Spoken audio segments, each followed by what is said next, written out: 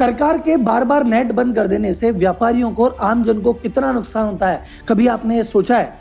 आखिर कौन कौन सी ऐसी गतिविधियां हैं जो इंटरनेट बंद होने से ठप पड़ जाती है या अधूरी रह जाती है? क्या ये बार बार इंटरनेट बंद कर देने का फितूर पूरे विश्व की सरकारों में है या भारत सरकार इसको कुछ ज्यादा ही काम में ले रही है? और ये सरकार का बार बार नेट बंद करना, क्या ये व्यवहार उचित है? और अगर नहीं तो फिर सरकारों को आखिर करना क्या चाहिए? तो आज की इस वीडियो में डिस्कस करेंगे इन सभी सवालों का जवाब, और लास्ट में मैं आपसे पूछूंगा क्या ये इंटरनेट बंद करना सही है या गलत। तो करते हैं बिना टाइम वेस्ट किए वीडियो की शुरुआत।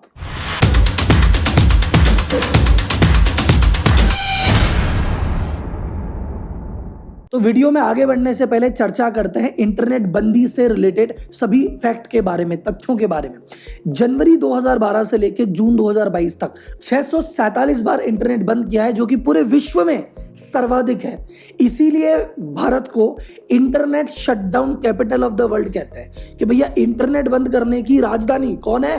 भारत। इस बात को प्रूव करने के लिए डेटा और लाया हूं। सन 2021 में टोटल 33 देशों ने मिलकर 182 बार इंटरनेट बंद किया था। इन 33 देशों में जो एक देश है हमारा प्रिय भारत, उसने 106 बार बंद किया था। तो आप इमेजिन करके देखो कि 32 कंट्रियों ने पूरे साल में 76 बार नेट बंद किया है, और एक देश ऐसा है जो पूरे साल में 106 बार बंद करता है। 32 देशों के टोटल का भी 1.5 गुना। जय हो। विश्व के सबसे लंबे इंटरनेट शटडाउन का रिकॉर्ड भी भारत के नाम है।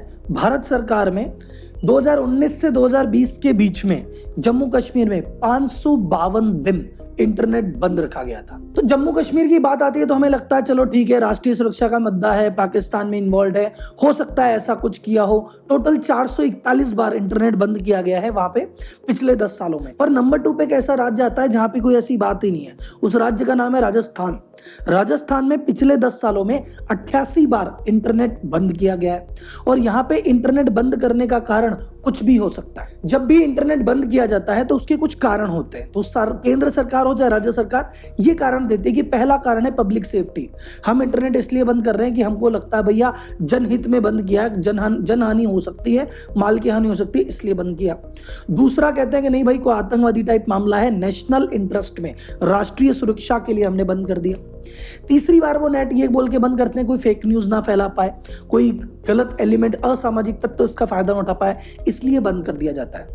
लेकिन राजस्थान में इन 3 कारणों से तो किया जाता है। राजस्थान में अगर रीट की एग्जाम होता है तो भी नेट बंद कर दिया जाता है। बोले भैया एग्जाम है, नेट बंद कर दो।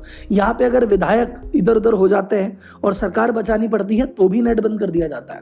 यहाँ पे कोई 2 दुकानों में 2 पक्ष में लड़ाई होती है तो भी नेट बंद कर दिया जाता है। मेरा ये व्यक्तिगत कमेंट किसी भी केंद्र सरकार, राज्य सरकार या व्यक्ति के लिए नहीं है, लेकिन एक चीज है कि इंटरनेट जिस तरह से बंद किया जा रहा है ऐसा लग रहा है किसी बंदर के हाथ में उस्तरा दे दिया है और वो इधर उधर बस चलाता फिर रहा है।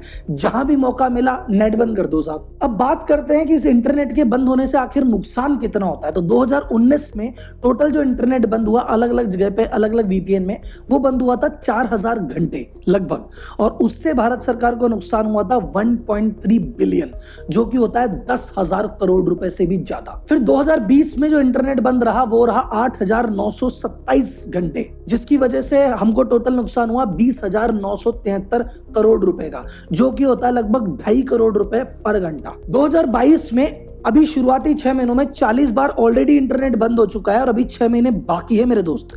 और आपको लग रहा है सर जी 40 बार बहुत ज्यादा हो गया। मैं आपको बता दूं सन 2018 में 134 बार देश और राज्य की सरकारों ने टोटल मिला के इंटरनेट बंद किया गया था। तो अगले 6 महीने भी बाकी हैं, देखते हैं वो 2018 वाला रिकॉर्ड तोड़ पाते हैं या नहीं। आपको क्या लगता है अगले 6 महीने में ये नेटबंदी के जो किस्से हैं ये और बढ़ेंगे या और कम होंगे? मुझे कमेंट बॉक्स में बताइए, मैं एक कमेंट पढ़ रहा हूं। अब आते हैं सबसे इंपॉर्टेंट इस पे कि सर जी आखिर नेट बंद होने से होता क्या है। वैसे आपने आसपास महसूस किया होगा, मैं आपको पॉइंट बाय पॉइंट बताता हूं। अब बात करते हैं इंटरनेट के शटडाउन होने से इकोनॉमी पे क्या इंपैक्ट पड़ता है और किन किन पे प्रभाव पड़ता है। पहला, एजुकेशन।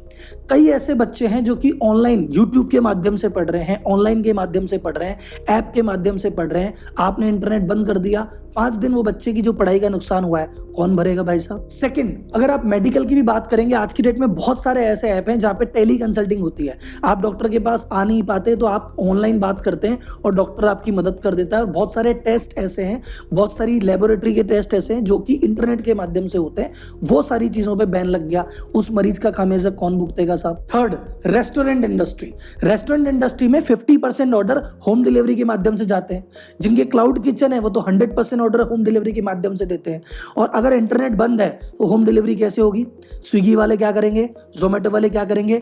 उनके 5 दिन बाइक की किस्त भी जानी है, वो बेचारों की कमाई कैसे होगी? जो रेस्टोरेंट है वो भी किराया लेके बैठे हैं, सैलरी लेके बैठे, EMI लेके बैठे, उनके नुकसान का भरपाई कब करेगी सरकार? नेक्स्ट एरिया आता है ट्रेवल। बहुत सारे ऐसे पैसेंजर है जो सिर्फ ओला और उबर पे डिपेंडेंट थे इधर उधर जाने में, अब वो बंद हो गया तो उनको बहुत बड़ा प्रॉब्लम आ रहा है। ओला उबर वाले जिन्होंने बेचारों ने टैक्सी लगा रखी है, बाइक लगा रखी है, 5 दिन की दिहाड़ी का नुकसान हो गया साहब, कौन भरपाई करेगा सरकार? बहुत सारे लोग हैं जो ऑनलाइन बिजली का बिल का पेमेंट करते हैं, वो पेमेंट करना चाह रहे थे, 5 दिन भैया इंटरनेट बंद था, वो नहीं कर पाए। अब 5 दिन बाद पेनल्टी लगेगी तो भाई साहब वो उनको तो देनी पड़ेगी। सरकार के पास 5 दिन जो लेट पेमेंट आया उसका क्या? जो पानी के बिल में है वही बिजली के बिल में है। नेक्स्ट पॉइंट है सभी प्रकार के ऑनलाइन पेमेंट।